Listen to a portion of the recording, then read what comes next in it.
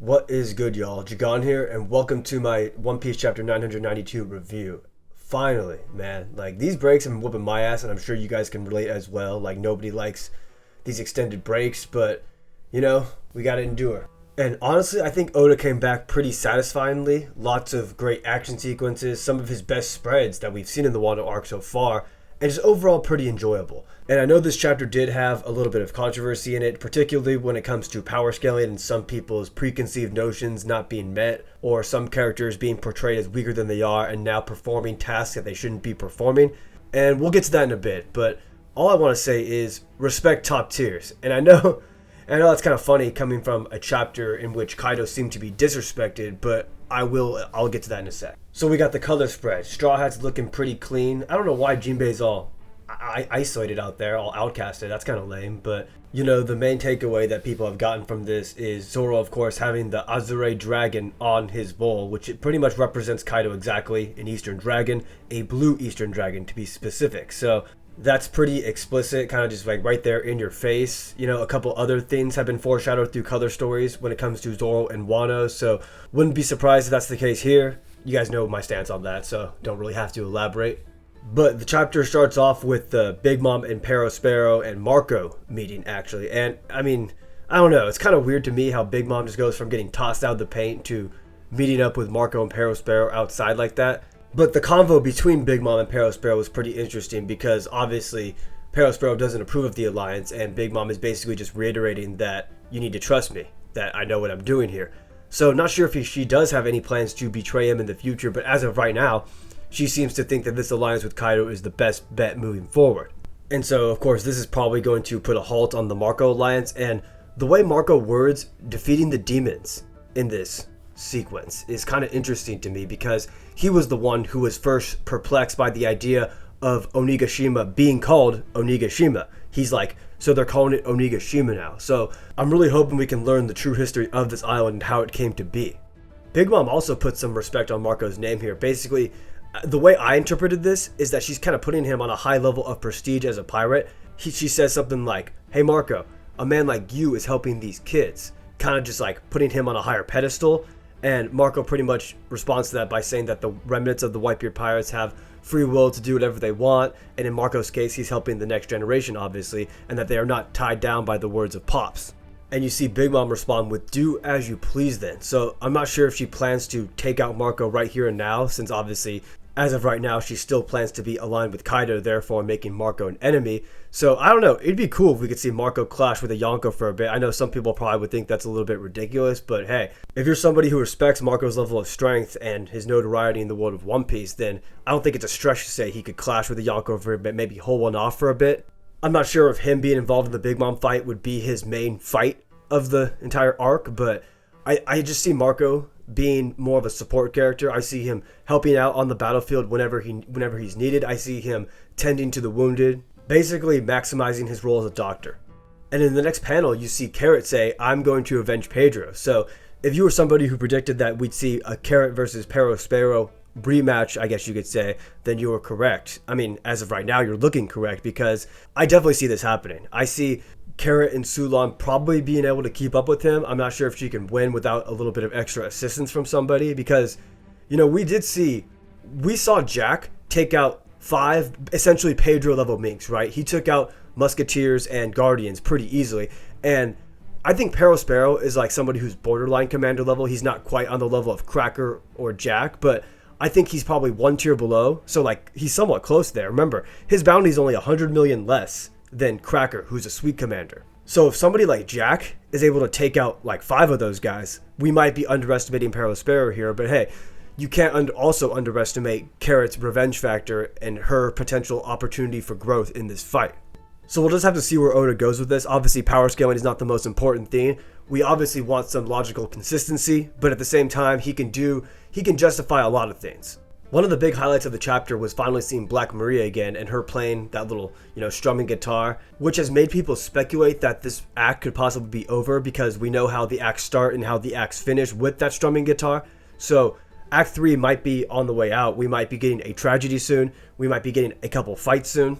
Not really sure how Oda wants to end Act 3 because we do seem to have some momentum going here. Maybe after a couple one-on-one fights, maybe after Kaido versus the Scabbards, I don't know. But I think it's definitely fair to assume that Act 3 will be ending soon. It has been by far the longest act. And if it does, it's very likely he'll use Black Maria playing that guitar as the essential outro of it. And as far as what Black Maria is saying, like in the actual song, I'm not really sure what to think of it.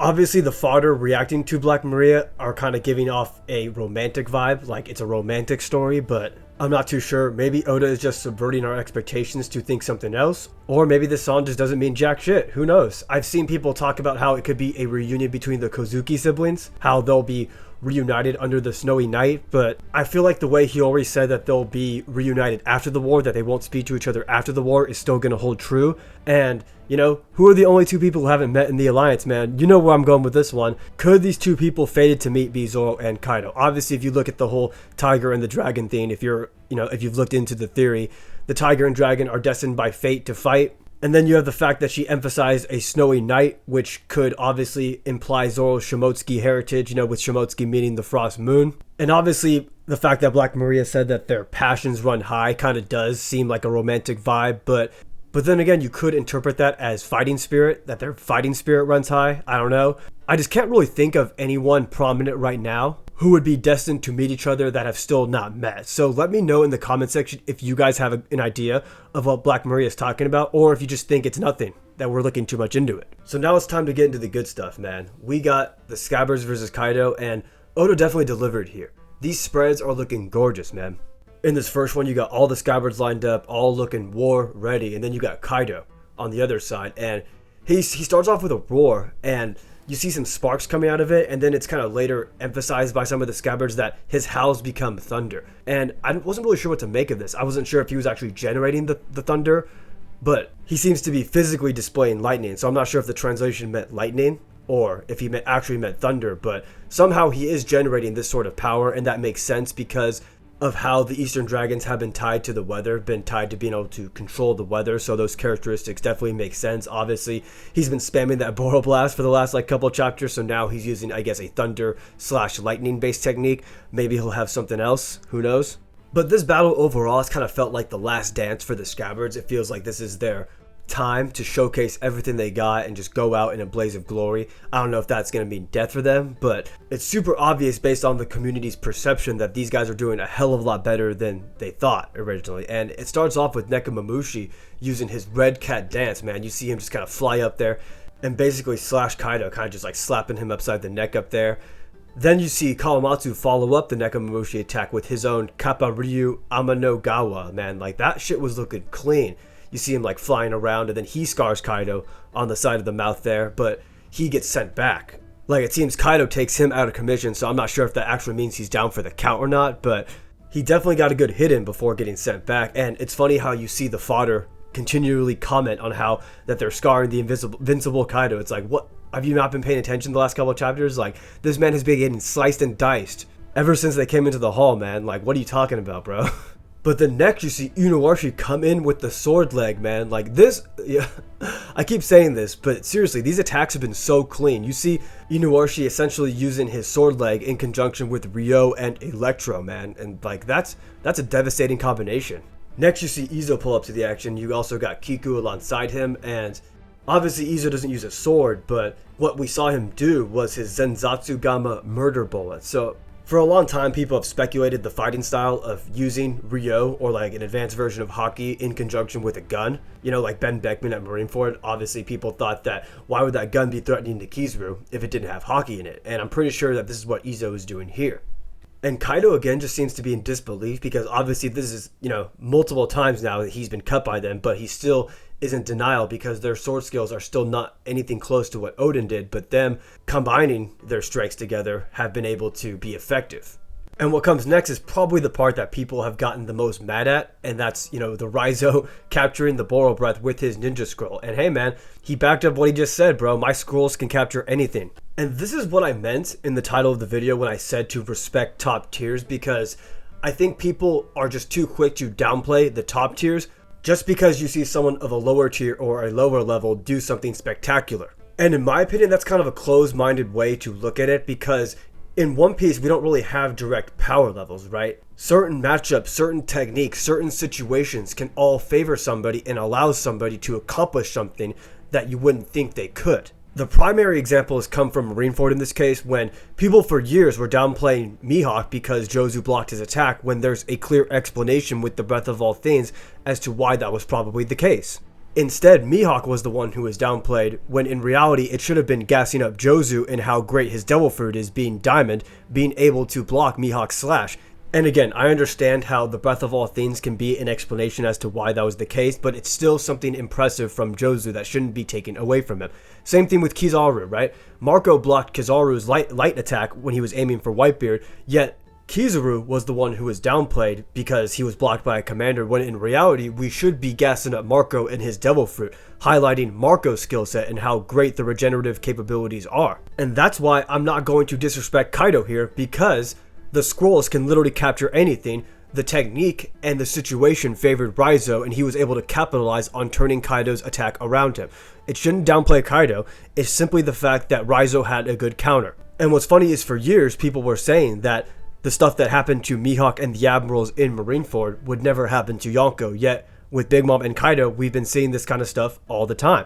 You can still respect top tiers in the One Piece verse without making them out to be invincible, that they can never get their attacks blocked, that they can never take damage. You know what I'm saying? Like, this kind of stuff just happens, man. There are certain techniques, certain situations where things can happen. And of course, Kaido is still going even after this attack, right? Kaido has been hyped up to be probably top 1 in terms of physical strength and durability, so it's no surprise that it's taking so much to bring him down, and even so, they are probably not going to bring him down. Like, that's just the reality of the situation.